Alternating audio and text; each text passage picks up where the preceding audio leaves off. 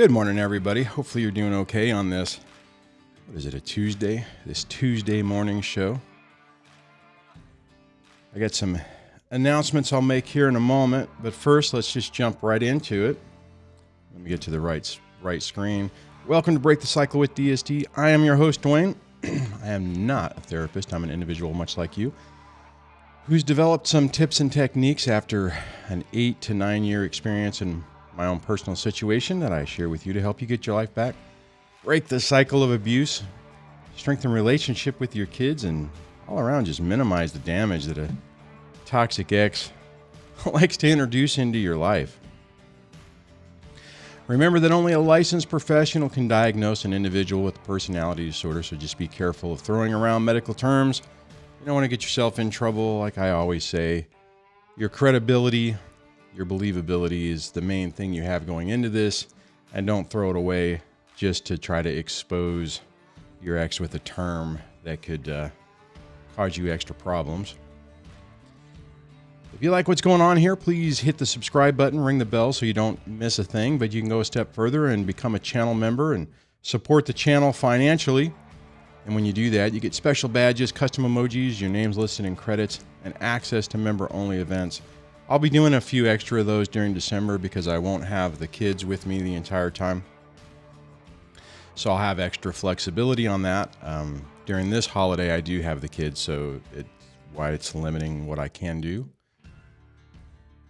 If you want to get a text notification when the show goes live, you can text DSDLIVE to 844-598-0012, 844-598-0012, and that will put you on the SMS list. So every morning whenever I go live or if something happens and I'm doing an out-of-cycle stream, you'll get a text notification with the link directly to your phone. And speaking of phone lines, if you want to participate in today's show, you can do that by dialing 1-424-373-5483, or you can do it via the web. There's a link in the description that will mean that you don't have to do international dialing if you're outside of the United States. And on that, hey guys, welcome to a morning show.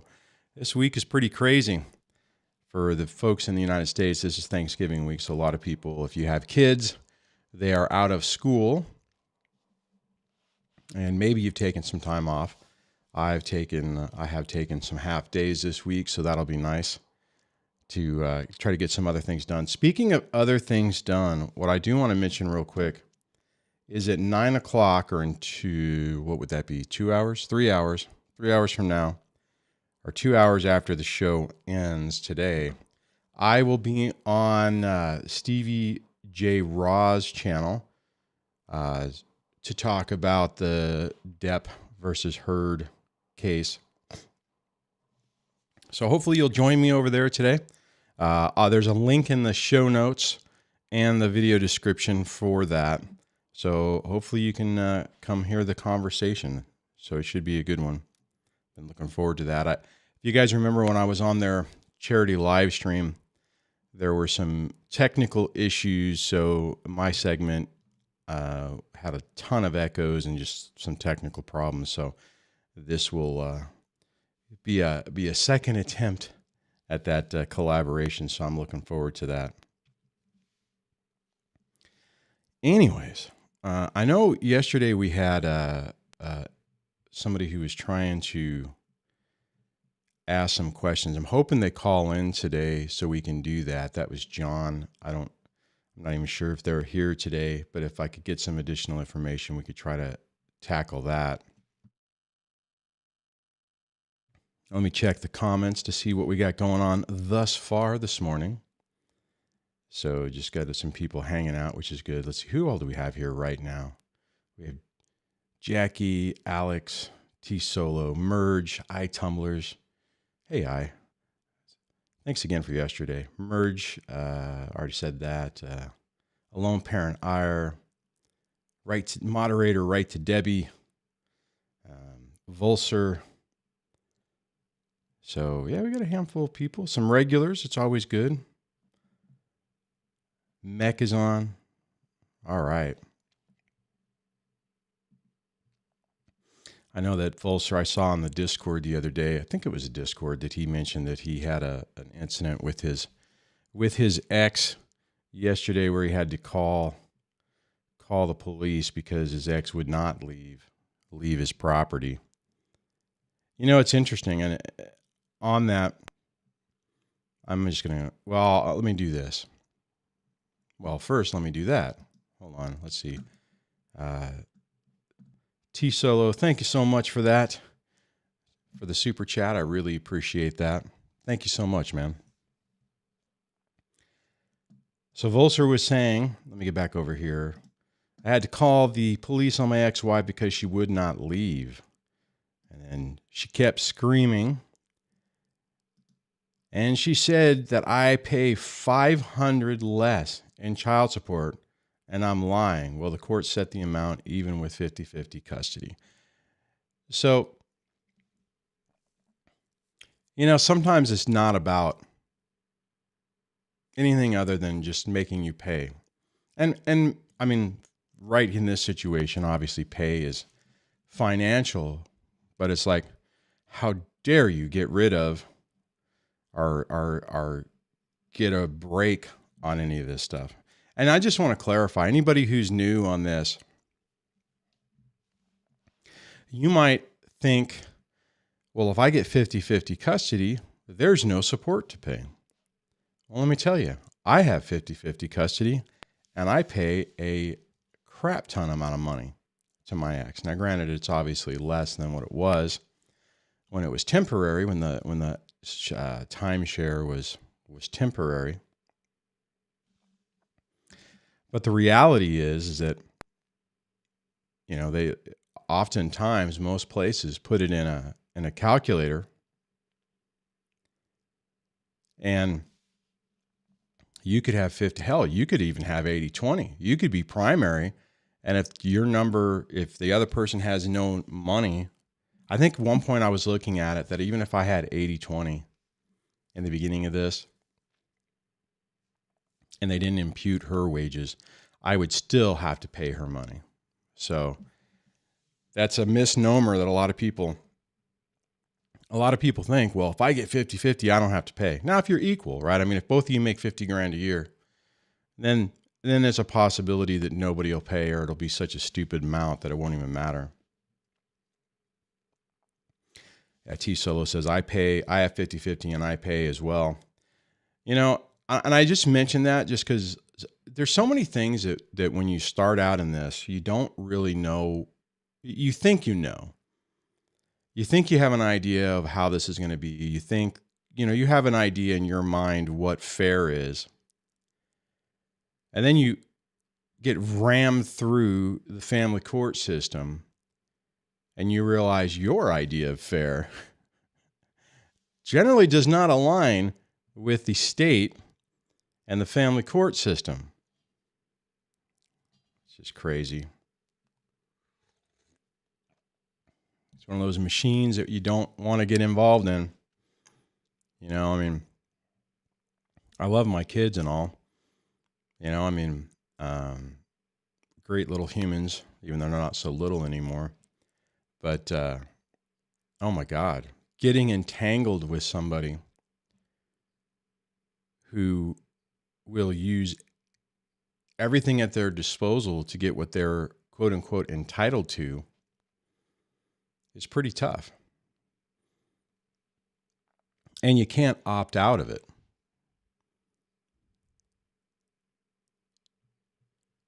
Anyways, so it's a tough one to say the least. I do have a caller, so I'm going to go to that. And let me just bring this in. Hello, welcome to the show. Hey, Duane, do you hear me? Yeah, you're a little echoey. It sounds like you have me on speakerphone. Oh, yeah, Bluetooth. One sec, I'll shut that off.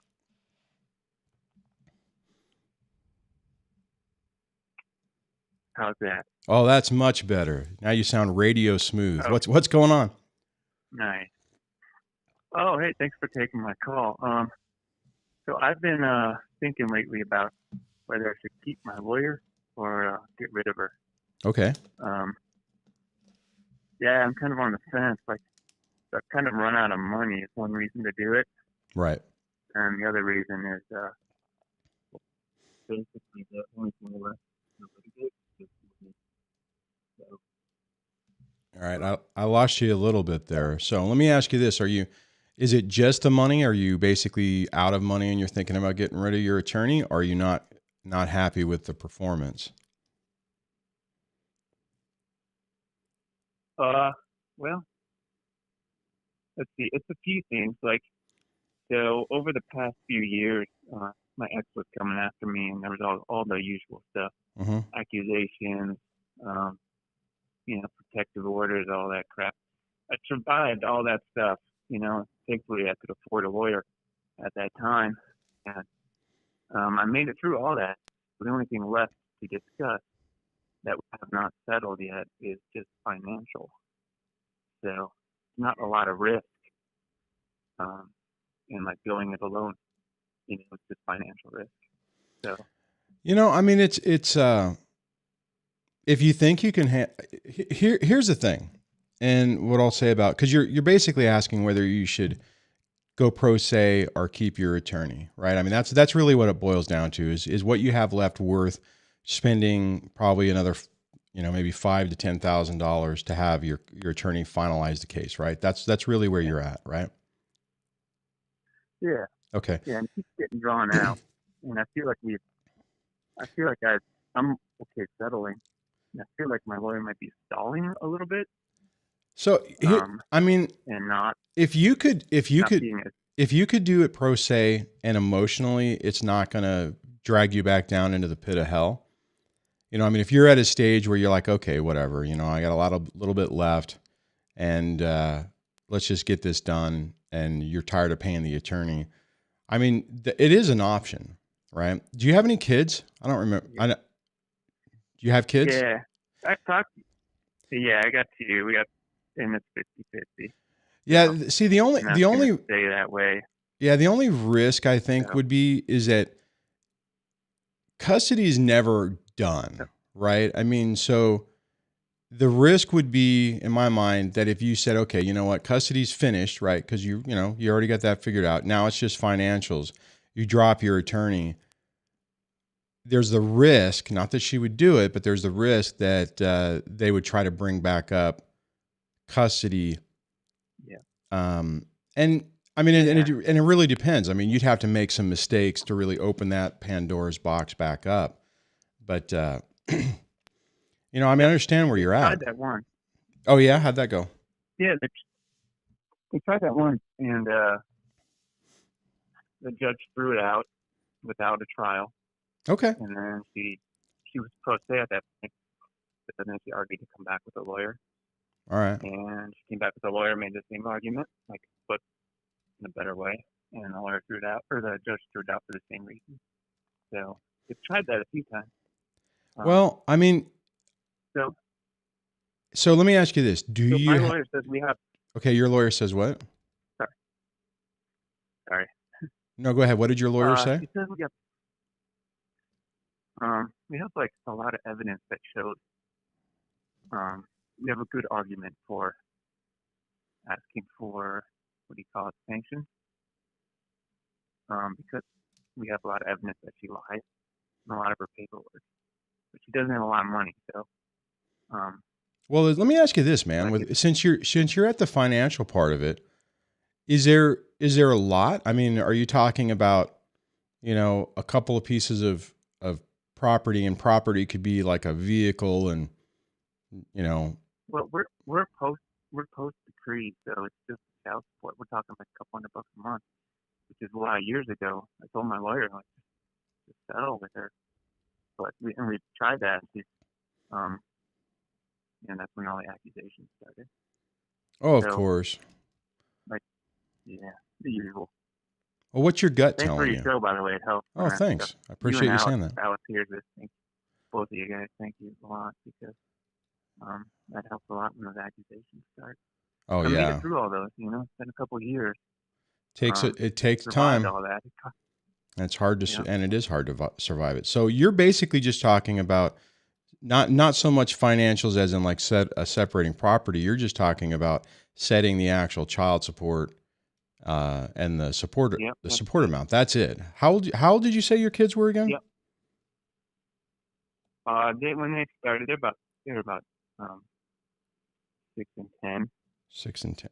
Okay. They were 6 and 10 when it started. I'm trying not to give too many details. Oh, okay. Well, I'm just, and I guess no worries. I'm just looking at, okay, so you're basically talking about 10 years, 10 years left. So that's not an insignificant amount of time, but it'll go, trust me, it'll go by fast. It's amazing how fast time flies by. So are you in a guideline support state? Are you in a state where they do a calculator, or is it arbitrary where yeah, see, you're kind of in a if it's guideline, then it's really, they just put it in the credit, they put it in the calculator and it spits out a number. So the problem has been that we didn't have the numbers put in there. Oh, okay. And we found out the numbers that we were getting from her side were underreported, exaggerated, and some of them are just blatant lies. And now that's well documented, so I have a good case for both asking for sanctions and for imputing wages. I mean, both of those, I have a really strong case for it. But in order to go argue that case with a lawyer, it's going to cost another like $5,000, and I'm pretty much out of money. So, well, you know what, kind of like what I'm what you could do. I mean, the only problem is if your attorney knows you still have access to money, then they'll try to get you to do whatever, is just to tell them, hey, you're tapped out. This is it. We got to. I think it's going on. Say that again. Yeah, that's what I suspect is going on, because like, how could it keep getting extended for a year when it's close to being done? You know. Well, and COVID's not going to help either, right? I mean, this whole last year is just completely hosed all the timelines in family court. So yeah, for sure, that's going on too. But I mean, in order to get those numbers to put into that. Well, here's the let me put it to this way. All right, let's just back up for 1 second and let me just say it this way, or a way to think about it, right? And that would be, if you've made your peace with whatever the numbers are. And if it rolls out and it's a couple $100 plus or minus, if you end up paying a little bit more than you think you should, if you fought and you're okay with it, just for your own sanity, just getting it over with is there's a benefit to that. Now, if you're still angry and frustrated and bitter and paying her a dime extra than what she's supposed to get or what she's entitled to or whatever is going to drive you crazy, then potentially sticking with the attorney could have some benefit just to help you eke out whatever. But if you're okay, and I mean, and that's kind of what I hope everyone gets to. They get to the point where it's like, okay, you're looking at it more for what's better for your sanity in your life, as opposed to just getting back at or maybe even getting back's not the right word, because I did go through a phase where if there was a way I could take if she wasn't entitled to a dime, I wanted that dime back. And I've since kind of grown away from that to where it's like now I do an evaluation and say, well, is that dime worth the risk to my sanity and the impact to the kids? And I've actually increased it to where that dime potentially is worth $300 to $500 a month that I'm not going after because I just don't think it's worth the risk. Right, or worth the cost of my sanity. And if you're in that mode, man, I would go have a heart-to-heart with your attorney and say, look, this needs to be done. We did what we needed to do. We fought the good fight. We won against the false allegations. And I, that I just don't want to do this anymore. And it's not helping me. And just tell them we need to get this done. Now, and then what I would say is if you have that conversation with your attorney and maybe you already have, but if you have that one, if there is a reason why they're saying that's a bad idea, then listen to it, right? I mean, if they come back and they say, hey, look, man, here's the deal. You're in this situation. And what I'm trying to do is make sure that the next, let's say 10 years of your life while your kids are still covered under family court, you're in the best position to be protected as possible. then listen to it, right? Take all that information in and then make the best decision for you, right? I mean, sometimes attorneys don't do a very good job of explaining why they're doing what they're doing. And then, excuse me, take all that information in. And if at the end of the day, it's like, man, it ain't worth it. You know, it's like, okay, I got what I wanted for the most part, and I don't want to be in this fight anymore, and it's not worth it. And just do that. Yeah. Does that make sense? Keep that in mind. Yeah, I'm kind of, I don't know how much time you want to give me in the call, but I'm kind of I'm in a position where I don't care. Like, it's totally unfair.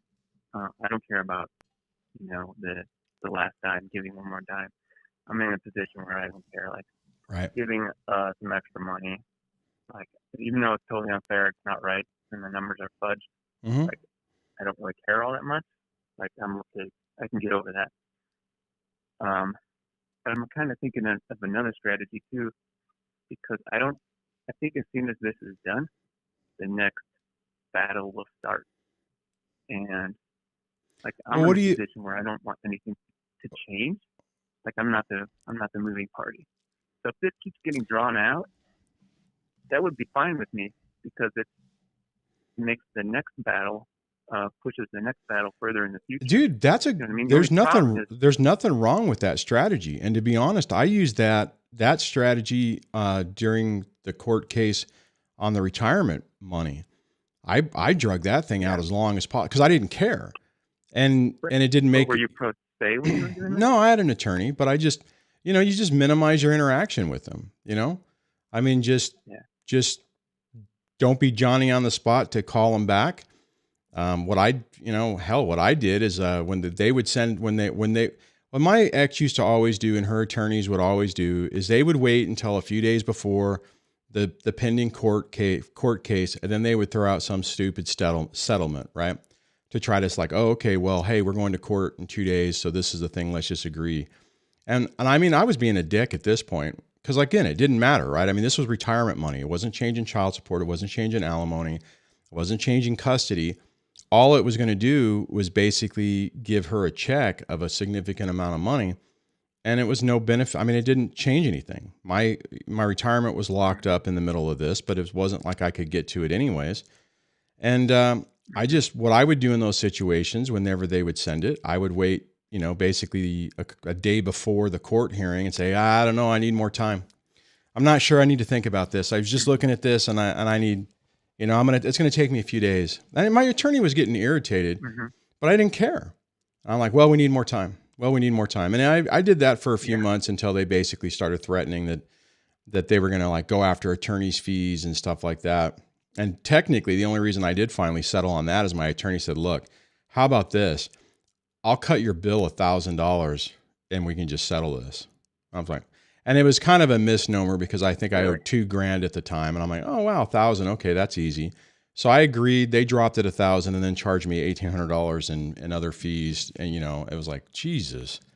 And to be honest, I'm still paying on that. I still have, I think, like $400 because I haven't sent them any money in the last couple of months, but I'm still whittling that down. And this was 3 or 4 years ago.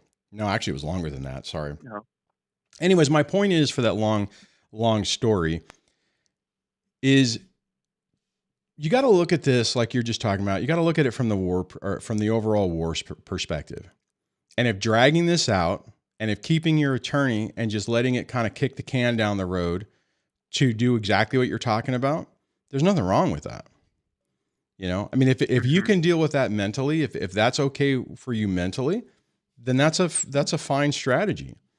I mean, and you're right. I mean, if you know that as soon as this part is done, your ex is just lining up the next attack for the next battle, not the war, because the war is still going on. I mean, and technically, the war goes on until our kids are adults and they're out of this. You know what I mean? So, I mean, you just have to take a bigger picture. I mean, like, sit down, kind of like look at the map, like if you were doing it from a battle/war perspective, and look at it and say, okay, what's the best strategy? What's the winning strategy for me to get to where I want to go? And if that is settling this and getting it done and moving on with your life, then fine. But if doing that is a risk that then sets you up for a potential move away that basically erases everything you've already done and could potentially destroy custody, then I wouldn't, then you might want to wait, because then you are in a better situation. If you could have a status quo where you have, I think you said you have 50-50, where you have 50-50, where you have another 2 years on top of whatever time you have now with this arrangement in place. And then 2 years from now, she comes back and says, okay, now I want to move out of the state. Well, now you have, hey, look, the kids are now older. They have their friends, they have their sports, they have their church, they have their support system. You know, the best interest of the kids is for them to stay where they're the most secure and comfortable and not changing all the time. And it puts you in a better situation to argue the point for them to stay. You know, I mean, so again, you know, I would take a breath and just kind of look at the entire big picture and then try to pick the best strategy for your own victory. And keep in mind, most of the time when we're in this, we're just presented with basically bad decision after not bad decision, but options that are not perfect, right? It's basically the double binds. You settle now, you maybe pay a little bit more, you don't get what you're supposed to get. And then she's able to torpedo you on something else. Now, it could be the reason that your attorney is doing this. It could be that they're trying to just take your money, right? But conversely, what could be happening is they could potentially be looking at it saying, okay, we need to destroy her credibility to the point that when she tries other things, you're protected. Again, that goes back to why I was saying have that conversation with your attorney to see if there is a reason why they have a strategy that maybe you don't understand, right? Yeah, I started that conversation with her, and with my lawyer, and she's avoiding the conversation. Unfortunately, your attorney is avoiding the conversation. Yep, that's what it seems like to me. Yeah. I don't know, man. I mean, there's nuances to everything, right? I mean, it'd be real easy for me to take a few minutes of your time, get a little cursory idea of what's going on and throw out some advice. But at the end of the day, there's a lot of nuances that you have to really look at. And hopefully this conversation has helped you take a look at some of those to pick the best decision for you, right? Yeah, no, for sure. It helps. Looking at the bigger picture. Yeah. So, and making sure you don't get dragged into it again. Yeah, absolutely. That would be a setback. Yeah, I forgot about that part. All right. Thanks for calling, man. I appreciate it. So I just want to just to kind of wrap that part up.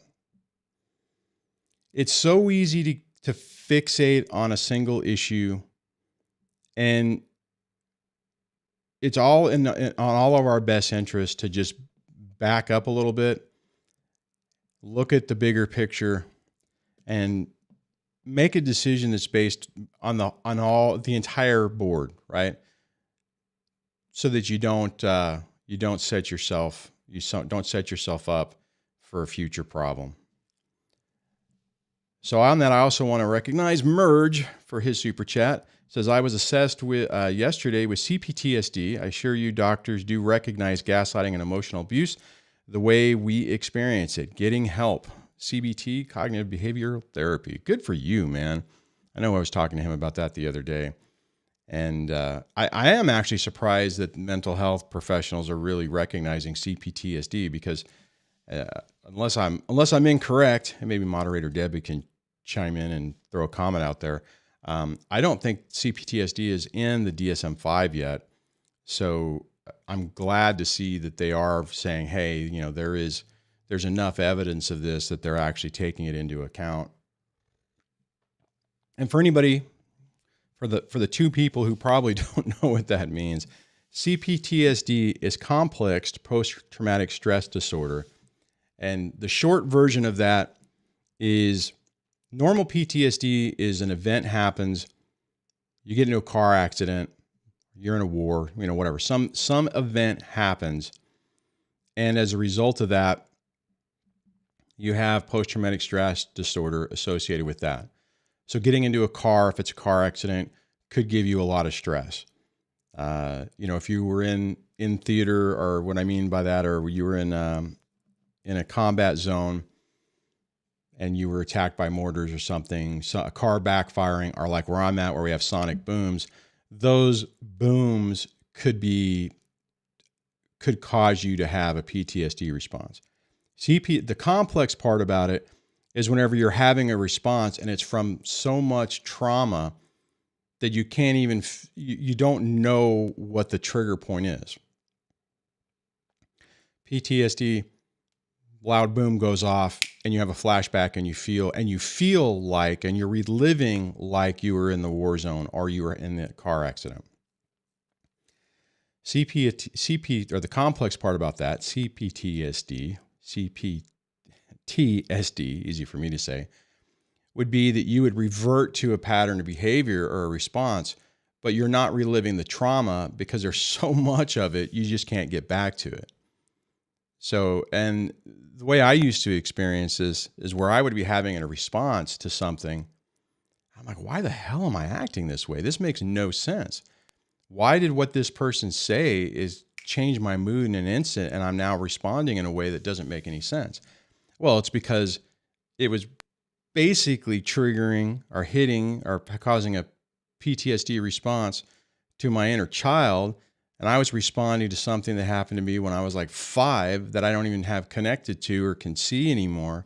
So I have no idea why that's happening. That can also happen if it's not so much even with kids, but it's just been so much trauma that's been just piled on that you don't have that direct connection, and your brain just kind of goes in overload. So, all right, so I do have another caller. Let me get everything reset here for a second. But before I do that, let me just double check the rest of the comments, because I know I oftentimes when I have a caller, I lose the bubble on the comments. So let's see.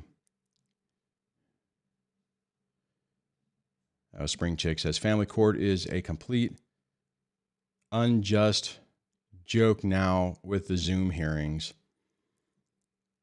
Yeah, I don't know. I haven't had to do a Zoom hearing. My stuff has pretty much been over before that. I mean, the only nice part about it is at least you don't have to physically be in the presence of your ex. That would be one nice thing. Thought I was going to sneeze, but it didn't happen.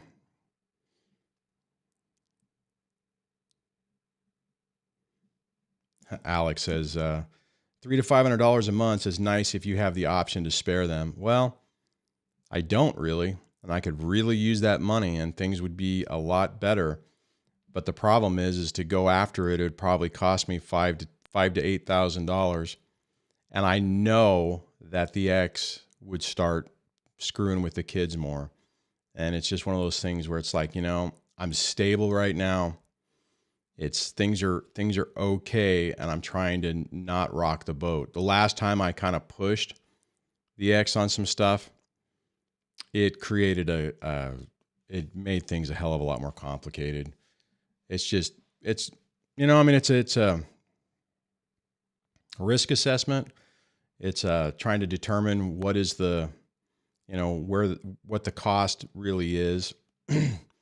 I mean, money's one part of it, but sanity is also another part of it. So, I don't know. I mean, I would love to have it, right? I mean, it would be very helpful. It would help dig me out of a hole a lot sooner. But I also want to make sure that my kids have the best chance of being able to break free from this and not just create, redo everything I've gone through on their own. But at least that's my take on it. Let's see here. Trying to scroll through this real quick before I go to the caller. So if you're on the phone, just stand by. I have two. Looks like I have 2 callers in there.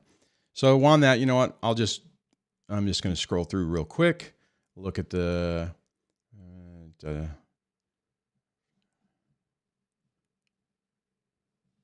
right. So I'm just going to. Oh wow, I'm getting 3. Okay, so I won't be able to get to everybody. So let me go to the first one. Hello and welcome to the show.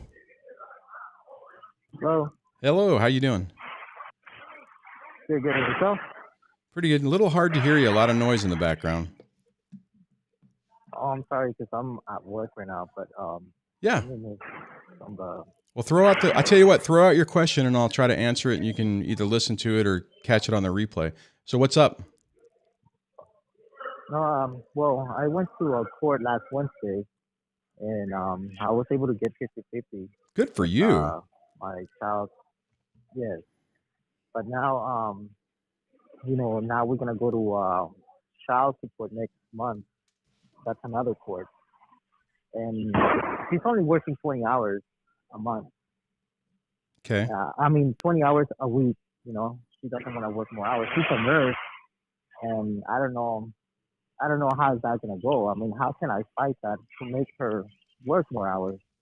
What you need to do, or what you should ask, is for them to impute her wages. So if she's a nurse, she's an LVN or an RN or whatever, I would basically have your attorney, or if you're doing it yourself, and it might be tough, say, hey, look, she's intentionally working less hours to avoid child support. She typically, before all this, would work 40 to 60 hours and make X amount of dollars, and ask the court to impute the wages. They may do that. I'm not sure what state you're in, but it's you want to look for imputed. I'm in California. Say again? You're in California? I'm in California. Yeah, I would ask for them to impute the wages. Just say, hey, look, she's a high wage earner. She's under. She's not even working full time, and she has the ability to make. Well, if you're saying she's working 20 hours a week, she could work. A normal work week would be 40, and ask for them to impute the wages. Not to say that they would do it, but at least put it in there. And if they turn around and they say, hi, hey, Miss Caller, you're underreporting, and you say you make $50,000 a year at 20 hours. Well, we're going to say you make 100, and we'll set support on that, and it'll either lower your amount or increase her amount, depending on how it, who's paying and who's getting. So, but look for imputed wages. That's what you're looking for. Okay, it's IMPUTE. And if you're in California, here's the other thing. I'll just say this before you go. In California, if you go to the state calculator, there is a place in there to impute wages where you can put in that information. So, so check that out. Okay. All right. Thank you very much. I appreciate your show. I listen to you every morning. So thanks, man. Well, have a great rest of your day. Hopefully nobody gets mad at you about hanging out on the phone while at work, and we'll catch you another time. Thank you. So, and I would say on that, just thank you, Moderator Debbie, for taking care of, I guess, I don't know what the hell was going on there. But anyways, yeah, the thing is everyone thinks that the court is like biased against men. And in California, they don't necessarily care. They're biased against the person that has the money. So, but you have to at least ask for these things. Otherwise, you're not necessarily going to get them. And yeah, so on that. Oh, I keep forgetting. I actually started late, so we actually have a little bit more time than I thought. I was looking at it thinking we have 10 minutes, but we technically have 20. So I feel a little bit better on that. Let me look at the comments and see what's going on before I go to the next caller.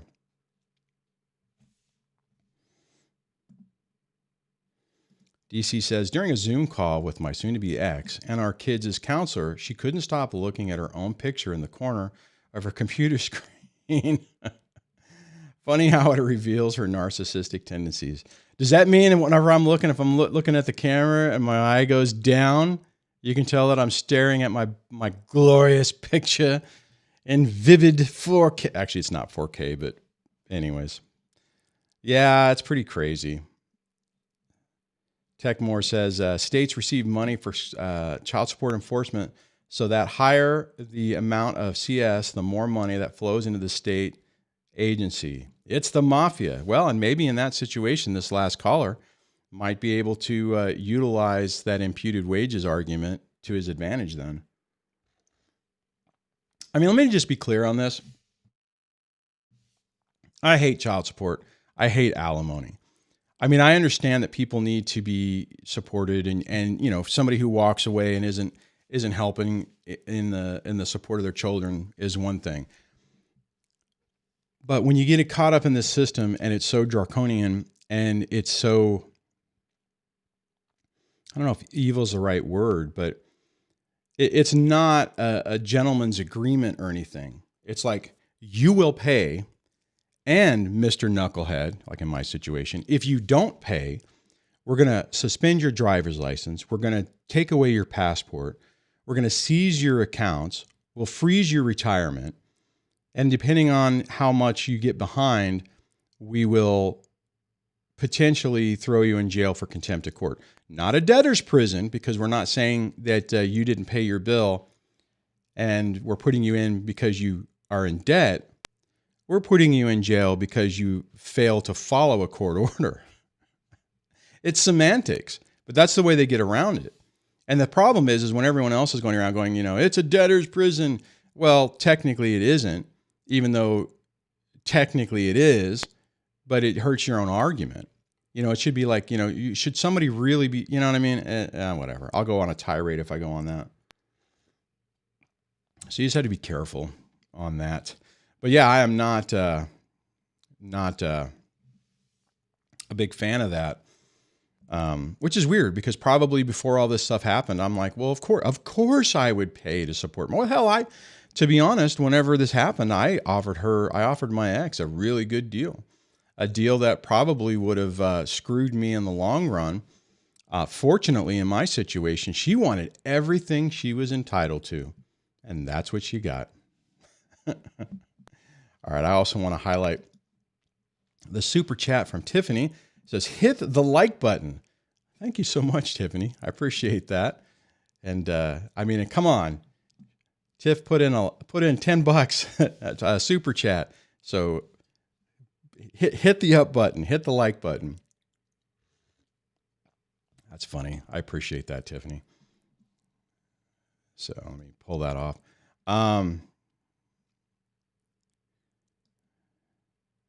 Oh, wow. Okay. Now I finally saw what that person was putting in. So yeah, hopefully you delete. Well, I saw you delete that, moderator Debbie, and hopefully you just ban that person. Wow. God, I haven't had a troll in a while. Man, exciting. All right. Let me go to the next caller. Hello and welcome to the show. Hey, Blake. It's Shane from the chat. How are you? Hey, you're breaking up a little bit. I'm okay. How you doing? Do I sound all right? Or... Man, you are really breaking up. It's hard to understand you. Maybe it's a coverage area. Yeah, let's get a full bar. But, is that bad? Maybe I have to call back. Yeah, try to call back, and I'll go to the next caller while you're doing that. So, because yeah, you're breaking up pretty bad. It's a bummer. All right, so we'll go to the next caller. Hello and welcome to the show. Yes, this is Lori calling. Hi, Can you hear me? Yes, I can hear you. How's it going this morning? Oh, I didn't know. This is the first time I called in. I didn't know if you were talking to me or if I was listening to the radio show. Yeah. Sorry about that. I have a very sad situation. I live on the same property as my son and my daughter-in-law. And my daughter-in-law had a very dysfunctional childhood, and I know all of us have at one time or another, but she puts the grandchild right in the middle. She won't allow the grandchild to come over and see me or talk to me, or, you know, she's always talking trash. And I understand that in some states, you really can't do anything if, you know, my son and my daughter-in-law have their home-based business, so that the business, they work at home as well as live at home. And I don't want to make it the situation where, You know what I mean? Yeah. Even if one is not responsible for a problem, one is in a position to make it worse. And my thing is, it's wrong to make a child feel responsible for something that they have no control over. And I just sit back and I stay in my little, because I live in a mother-in-law suite. It's separate, but it's only like, 75, 50 feet from my front door to their back door. And I'm just frustrated. My grandchild is growing up. And now when it comes to her family, all stuffed her out. But when it comes to my son's family, she's very nasty. She doesn't want to include. And I just don't know what to do. So let me get this straight. So you live on their property in a mother-in-law quarters, and your son and Correct. daughter-in-law are still married, and she's basically, even with you being 200 yards from the main house, won't let you see the grandkids? That's correct. What's your son say about this? Well, the problem is when he's stood up to her, the problem when you have a narcissist behavior is that they don't understand how their behavior affects those around them. And her answer is, let's just fight it out. Let's just get nasty. Let's just get horrible. And, she'll poke and poke and poke and poke and poke and poke, trying to get a response. Oh, yeah. And my thing is this. My son is in his 50s, and, my grandson is 12, and I've lived on the property. Now, I pay rent, and I paid money to get the mother-in-law suite, get furniture, get the refrigerator. I saved up over $7,500, and I gave to him. So it's not a handout, you know what I mean? And I don't want to put negative words into my son's ears because I don't want to be blamed for something. Oh yeah, no, that's He's a smart move. He's got a right to be married, and I tell him no matter what, I support you. I'm here if you need me, because I understand he doesn't need me to give him advice. He just needs me to support him, and I know he's just going through all kinds of. I know he's not happy about the situation at all, but there's a child involved, and I mean, I bought my daughter-in-law a birthday card. When my birthday came, nothing. And, the Thanksgiving, which is supposed to be the holiday, she hops a plane and she goes to California to go spend time with her sister. Now, I know that there's people in the world that have been brought up in a dysfunctional family. My mother personally had mental illness problems, and her mother had mental illness problems. So, but what I did when I was growing up is I chose to open up my Bible and read my Bible. I chose to take advantage of the and read up on dysfunctionalism, alcoholism, drug addiction, personality disorder. I chose to take advantage of counseling. I chose to take advantage of Al-Anon, which is a group of friends and families of alcoholics. I educated myself. So I know that sometimes people can have demons from their childhood, but the thing of it is you can never go back in the past and grab what you feel that you're owed. All you can do is just, come to terms with whatever you need to come to terms with and enjoy today and enjoy tomorrow. And it's just absolutely horrible for any marital partner to involve children in something. I've never done anything to this woman. when they first got married, because her mother was causing so many problems, her mother was living with them, and she did some things like she well, let me. So what can I help you with? What I mean, what can I do to help me cope with it better? Well, because I mean, you got to look at it. I mean, so it depends on whether you want it. I mean, if you're in a state that recognizes grandparents' rights, which that's starting to become more prevalent.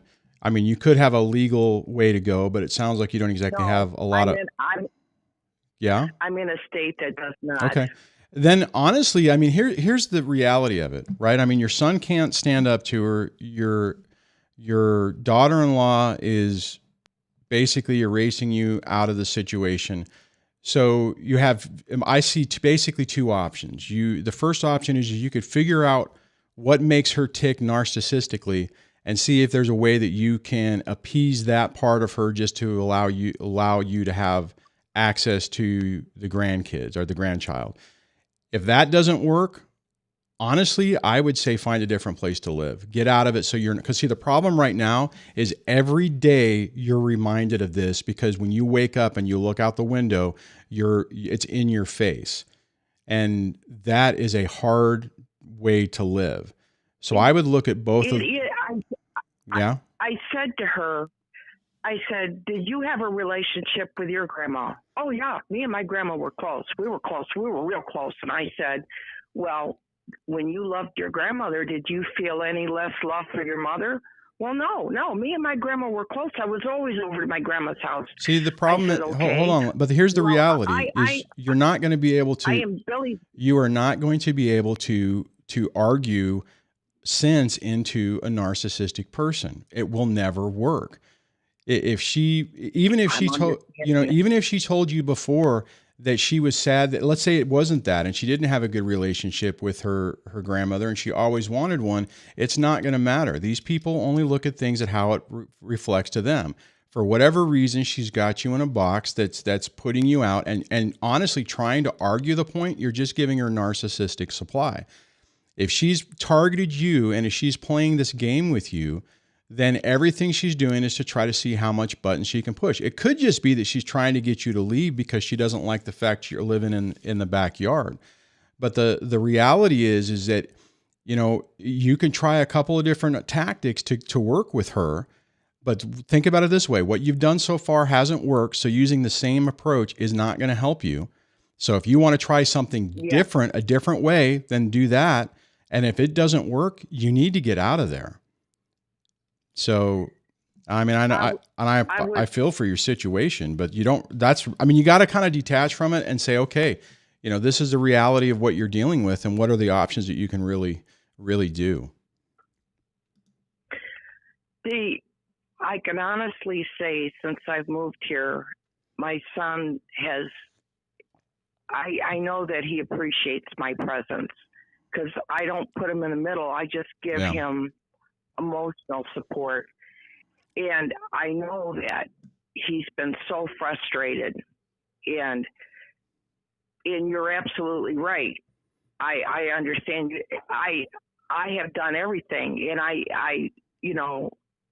her response is just off in left field. Yeah. And it's going to continue to be that way. Yeah, like I said, you're going to have to, you're going to have to try some other approaches to see if there's some way you can get her to respond differently to you, but more than likely you're going to be beating your head against the wall. So on that, I'm going to go. I have one other caller I need to get to. So thanks for calling. I appreciate it. And man, I just, that the key is I see DC say, remember step one, we are powerless over others. And that's key. Oh, that's weird. I actually hid that person, so they shouldn't even be on the channel anymore. Huh. Well, that's interesting. That's weird. How weird is that? Anyways, but yeah. So I mean, just you can't keep going and doing the same thing expecting the same results. So when it's like what I talk about, you know, the term I use from work, fly, fix, fly. You try something, it doesn't work, you try something else. If it doesn't work, you try something else. And at some point, you just have to get yourself out of the situation. So I'm going to go to the next caller. Whoops, I almost hit the drop button. And it is not taking. There it goes. Hello and welcome to the show. Hello? Yeah, how's it going? Good. What I've seen your channel before, but I'm not totally familiar with it. I guess what are you about, I guess? Short version is basically going through a difficult divorce. Does that pertain to you? Oh, yeah. I mean, I got some issues in my life, you know. Well, I'll tell you what, we're running out of time, so ask a about. question and I'll try to figure it out. I basically only have a couple of minutes. So Okay, like, I swear, like, I almost think, like my friends, I swear, I think I've watched my friends, like, either become demonically possessed or, like, brainwashed or like, body snatched, and I'm like, and people go, you're crazy, but I'm like, I swear, I really think, like, people are, like, something's happening to them, like they're doing something, but everybody's like, no, you're crazy, and I'm like, no. I mean, do you ever feel like there's something more going on in the world, like they're doing something to people to alter their behavior? Like, does social media socially manipulate people and like does something to their brain to where they're like body snatched, or am I just like really crazy? You know? No, I don't think you're really crazy. I'll go ahead and drop you, and then I'll basically answer your call. So here's the reality of this. Okay, narcissism and this type of stuff has been around for a long time. The current environment absolutely plays a role in amplifying that. Social media and this me, and, you know, instant gratification and I mean, I think TikTok is a perfect example. It makes no sense to me that we have this situation where someone will just sit there and record themselves watching another video or pointing while dancing to a song. What the hell is that about, right? I mean, that isn't like, I mean, like, I'm providing information, you know, but just sitting there and trying to, like, okay, look at me, I'm pretty, or whatever, is just bizarre. So I do believe that the current world environment is amplifying this and making it worse. I don't think it's necessarily created it. I think it's always been there. It's just now it's an environment to where it's more accepted. So anyways, that's my take on that. And well, no, we got one other minute. So let me look at the comments. I won't be able to go through the rest of this, but I tell you what, for the people who are on the phone, please just, when it ends, leave a voicemail and I can use that to start the next show. And that will, let me do this. And then I can just play the audio. So ask your question on that, and then I can start the show with that tomorrow. So anyways, let me look at the comments and see where we are at. Remember that in 2 hours. No, yeah, 2 hours. In 2 hours, I'll be on, let me go back over to this. I'll be on Stevie J. Raw's channel to talk a little bit more about the Depp versus Heard fight for the truth, and how this affects that case parallels with a lot of what most people in society are going through with toxic people. So let me see what else is going on in.